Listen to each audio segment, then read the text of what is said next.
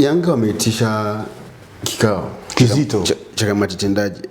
Uzito au kutokuwa kizito tutakuja kubaini baada ya kurudi ligi kuu na matokeo atakayokuwa anayapata, ndio tutajua kikao kilikuwa kizito au kizito kilikuwa ni kikao. Young Africans wamekutana, wamekuja na maazimio, wamekuja na maamuzi ya kwamba kilichokuwa kinasababisha bad performance ukiachilia mbali michezo 20 michezo 7 ndani ya siku 21, lakini pia style of play kwa mwalimu ilikuwa ni tatizo. Baadaye wakaja na suluhisho la mwalimu. Tuanzie kwanza hapa kwenye eneo la style of play. Ni nani wa kulaumiwa? Young Africans waliomleta Pedro Goncalves kwa aina ya wachezaji waliokuwa nao, au alaumiwe Pedro kwa kuifanya timu isicheze vizuri kutokana na aina ya wachezaji waliowakuta? Kwanza, kwa mujibu wa release ambayo Young Africans waliitoa, wametanabaisha kwamba shida wao ambayo waliona ilikuwa ni kwa upande wa coach kupata majeraha mengi kwenye kikosi. Takribani wachezaji 8 muhimu kwenye kikosi cha kwanza wapo kwenye majeraha, kitu ambacho Young Africans wao wenyewe kwa ubinadamu na kwa kuona wameona kwamba mwalimu lazima atapitia kipindi kigumu, kwa maana wale watu ambao walikuwa wanategemea ndio hivyo wako injuries. Mwalimu amekuwa anatumia wale backup players kwenye mechi zake za ligi kuu. Hauwezi kuwa na backup players unawatumia kwenye kikosi cha kwanza and then wakadeliver vile ambavyo mwalimu anahitaji, au wale ambao walikuwa kwenye first 11 walikuwa wanatoa. Kwa hiyo shida kubwa kwa Young Africans kwanza haikuwa kwa kocha, wala haikuwa kwa benchi la ufundi yoyote, ama haikuwa kwa uongozi. Kwa kipindi cha hivi karibuni Yanga wamekuwa wanapitia wimbi la majeraha mengi, kitu ambacho kinaikosti timu mpaka kwenye misuli ya ndani, kwa maana inakwenda kuathiri moja kwa moja. Lakini kwa mwalimu Pedro Goncalves kuongezewa Abdulrahim Molim kama kocha msaidizi wa 3, kwanza kuna kitu ambacho Young Africans wamekiangalia hasa katika upande wa kiufundi, kwa maana unapozungumzia sio tu Young Africans, the big club in Africa, National Al Ahly wana makocha zaidi ya 3 kwenye benchi lao la ufundi, kwa maana wasaidizi. Lakini bado Adler Mustafa yuko pale na wengine kama John Badlock. Kwa hiyo Young Africans kwanza wameamua kuishi kama ambavyo timu kubwa nyingi zinaishi. Tumeona Young Africans ukimtoa mwalimu, ukimtoa Patrick Mabedi, ukimtoa pia kwa maana Da Silva, hawa ndio makocha wasaidizi ambao wapo kwenye kikosi cha Young Africans. Kwa hiyo blame 3 za mpira, umeongeza na kocha mkuu anakuwa 4. Bado pia kuna yule video analyst mwa Afrika ya Kusini. Young Africans ni kama vile wameamua kuongeza silaha nyingine katika upande wa kimbinu, kwa maana wametambua timu yao kwanza katika upande wa tactical na technical bado haijakaa sawa.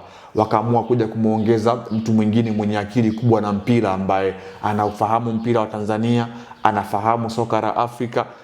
Ni Marekani ambaye tayari ameshapata ile exposure kwenye ligi kuu ya NBC Premier League akiwa na Azam KMC Football Club, msimu uliopita pia akiwa na Young Africans chini ya mwalimu Melody Hamdi, the same pia akiwa anafanya kazi na Said Lamovic. Kwa hiyo anaifahamu Yanga, anaifahamu na ligi kuu, ndio maana Engineer Hersi Said ikawa rais kwake kuanza kumwamini kwa mara ya pili, kwa maana aliondoka Young Africans sio kwa ubaya. Nakumbuka alipata deal nafikiri akaamua kuikacha Yanga kwa kipindi kile, lakini alikoenda mambo yalikuwa magumu, ameleta na Young Africans na tayari kuja kufanya kazi na ameikuta Yanga ikiwa haiko vizuri. Kwa hiyo yeye anataja kama vile kuja kuwa mkombozi kwenye eneo. Pedro alimkuta Patrick Mabedi, sio? Pedro ameletewa Abdi Mwalin Da Silva. Pedro ameletewa Da Silva. Sasa ni kweli Young Africans wanamwamini Pedro? Yeah, of course. Kwa kipindi hiki na the way ambavyo maneno mengi yalivyokuwa yanasemwa na mashabiki wa Young Africans, wanachama, maamuzi ambayo jana wameyafanya uongozi wa Yanga, ni wazi kwamba wana imani kubwa na kocha. Sio tu imani, bali ni imani kubwa ambayo wako nayo. Wanakuwa vipi na imani na kocha ili hali wanasema style ya uchezaji haiendani na aina ya wachezaji waliopo ndani ya kikosi chao? Nothing. Yani mwalimu hausiki na styling of praise. Pengine anahusika na style of play. Nisikilize, unajua hizi vilabu vyetu tumekuwa tunazungumza kwa muda mrefu kwamba havina falsafa.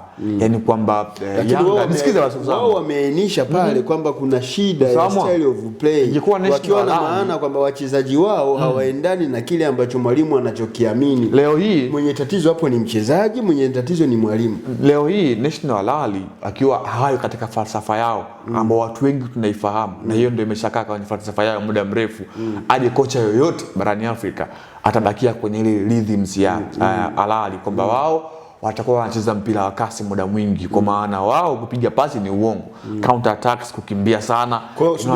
Tukubaliane viongozi wa Young Africans kupitia ile press release wametuongopea kwamba wao kama Young Africans hawana style of play. Kila mwalimu atakayekuja introduce style of play ya kwake yeye. Kwa leo wamemleta Amorim kwa kuja kutibu hili tatizo la style of play. Tutegemee kitakachokuwa kinafanya kazi ni kile anachokiamini Amorim, sio Pedro. Yani kwa kushirikiana wao kwamba bwana wewe umefeli hapa. Wanashirikiana vipi na kipindi ni watu wawili tofauti na ni watu ambao wamekulia kwenye tamaduni mbili tofauti, wanashirikiana vipi? Yani kwa mfano nasema kwamba Tanzania tumebarikiwa kuwa na vitu vingi vya utalii. Wazungu wanapokuja nchini tamaduni zetu wanaziishi, lakini wakiwa kwao hawezi kuziishi hizo tamaduni. Sasa umeshasema Young Africans hawana style of play, falsafa. Amorim sasa ndio hiyo style of play. Amorim ana style yake ya uchezaji, si ndio? Pedro ana style yake ya uchezaji, si ndio?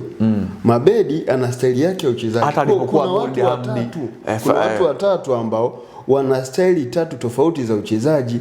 Halafu mchezaji ambaye anaenda kuwa injected na hizi falsafa zote ni mchezaji mmoja. Wanaenda kuibomoa Yanga, wanaenda kuivuruga Yanga. Yani kwenye eneo la style of play. Kwenye majadiliano ya kuwa na makocha wasaidizi ambao wote wana styling plays tofauti, wanakwenda kuangalia ile ambayo ina fit na wachezaji ambao wako. Ndio maana unaona Mwalimu Pedro mara kadhaa amekuwa anajaribu kuestablish mifumo ambayo anaona hii Mwanengo nikimtumia hapa nikaenda na sana kucheza hivi, of course italipa. Pako Mzuza nikimtumia hivi na mpango mkakati huu hapa, of course italipa. Ndio maana umeona Young Africans wakasema kwamba yani sio kama walikuwa hawana ile style of playing, yani timu yao ule mwenendo mzima hayupo kama vile watu wengi wanaifahamu. Kwa maana leo hii Young Africans haikumiwi na timu zingine ama hazifananishwi na timu zingine. Yanga inajifananisha na yani yenyewe kwa yenyewe. Wataangalia Yanga ya msimu huu na Yanga ya msimu uliopita, kuna uwiano? Hapana. Kwa nini hakuna uwiano? Ya msimu uliopita ilikuwa na hiki na hiki na hiki, ya msimu huu hakuna hiki na hiki na hiki, kipo hiki na hiki. Kwa hiyo ndio inakuwa kama vile mizani ya klabu ya Young Africans. Young Africans wanayo identity ya uchezaji hawana. Nothing, hamna. Kwa maana kama hawana, maana yake ile press release imetuongopea kusema kwamba style of play ya wachezaji na style of play ya mwalimu ni tofauti. Yani wamesema ilibidi wachezaji wafuate style of play ya mwalimu. Yanga wanajua maana yake wanachokitaka. Kwa mujibu wako sasa wewe unachotaka kukisema, it's either wachezaji ni vilaza hawamuelewi kocha, au kocha ni kilaza haeleweki kwa wachezaji. Yani Yanga wamezungumza performance ya wachezaji wao ndio ambao wao wanaijua.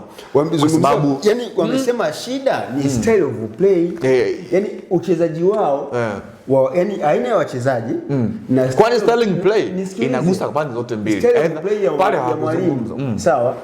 Na aina ya wachezaji waliokuwa ndani ya kikosi cha Young Africans ni vitu viwili tofauti. Maana yake wachezaji wa Young Africans wamekuwa slow learners, wameshindwa kuelewa ni kitu gani. Ndio maana nasemaje, Yanga wao wanafahamu viwango vya wachezaji wao, wameishi kwa kukalili. Ndio maana wakasema kwa nini Pacome wa msimu uliopita sio Pacome wa msimu huu, pengine kutakuwa kuna shida. Kwa mwalimu hana anachokifundisha uwanjani. Hamna, yani pengine mifumo inaweza ikawa imekataa, of course nakubali, lakini hauwezi kumjaji kocha moja kwa moja yule ambaye anapeleka.